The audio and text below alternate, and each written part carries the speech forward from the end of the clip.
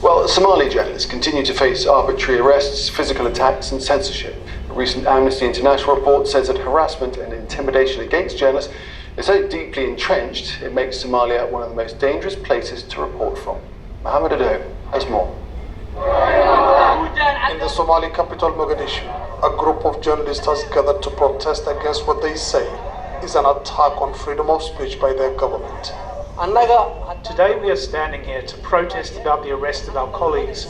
As Somali journalists, we demand justice for all reporters behind bars. The constitution is quite clear that no one can be detained for more than 48 hours without being put on trial.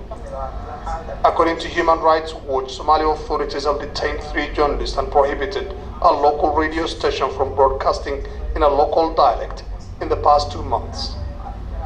One of the detained journalists is Mohammed Abdulwahab Noor, editor of Higsi Radio. He was arrested on March 7th after reporting on police brutality in the capital. His family says they've been denied access to their son.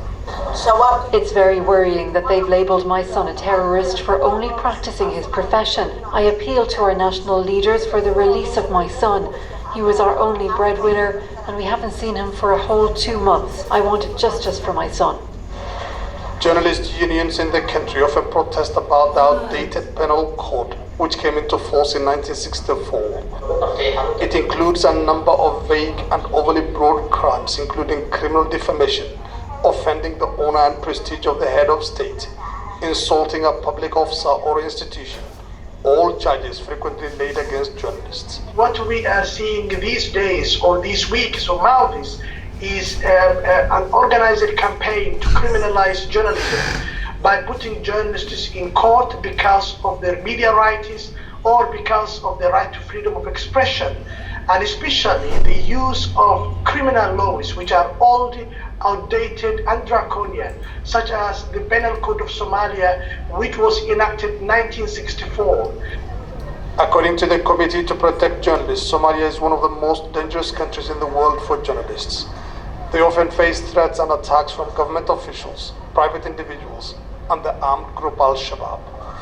The right group says impunity for the killing of journalists remained the norm, with at least 69 journalists killed since 1991, when Somalia's civil war began. Mohammed Ado, Al Jazeera. Let's take this on. We can speak to Leticia Bader, who's a senior researcher at Human Rights Watch, the Africa division.